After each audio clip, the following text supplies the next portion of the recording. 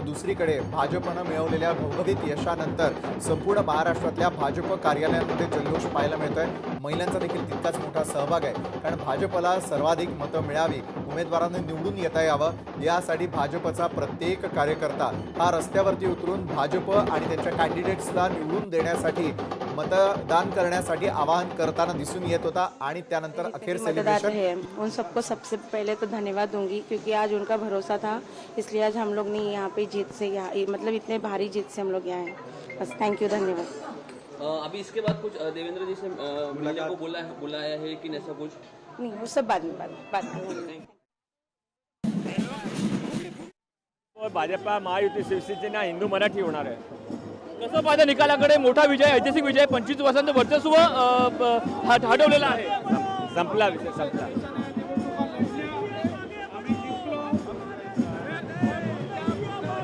प्रयत्न आमच्या लोकशाहीचे प्रतिनिधी भूषण यांनी केलेला होता आणि भूषण यांच्याशी बोलताना येत असलेली प्रतिक्रिया आपण थेट पाहूया।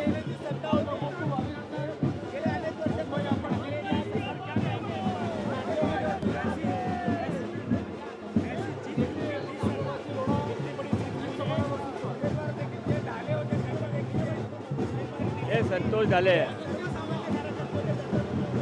हे पण सर्व, हे अजय पाटील, गौरांग जवेरी, आमची पार्टी सर्वसाधारणाची पार्टी आहे, तो सर्वसाधारण उमेदवार जिंकणार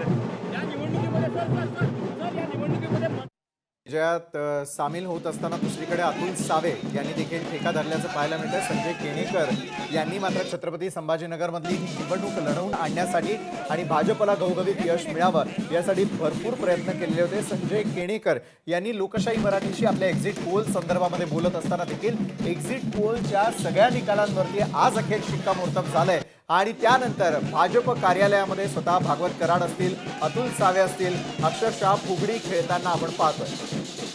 एकूणच काय तर भाजपने जी रणनीती आखली होती त्याला कुठेतरी या ठिकाणी यश मिळालेलं पाहायला मिळतं आणि त्यामुळेच खरं तर भाजप नेत्यांकडून कार्यकर्त्यांपासून ते नेत्यांपर्यंत सगळेच अगदी आनंदी आहेत। हा जल्लोष केला जातोय छत्रपती संभाजीनगरमध्ये झालंय असं कृपा की आपल्या प्रेक्षकांना नक्कीच सांगावं असं वाटतं। एक हाती सत्ता मिळवणं नेमकं काय असतं हे भाजपनं छत्रपती संभाजीनगरमध्ये करून दाखवलेलं आहे आणि भाजपनं एक हाती सत्ता मिळवत त्या ठिकाणी विजयाचा गुलाल उधळलेला आहे। लोकशाही मराठी ऐका, पहा, जागरूक रहा।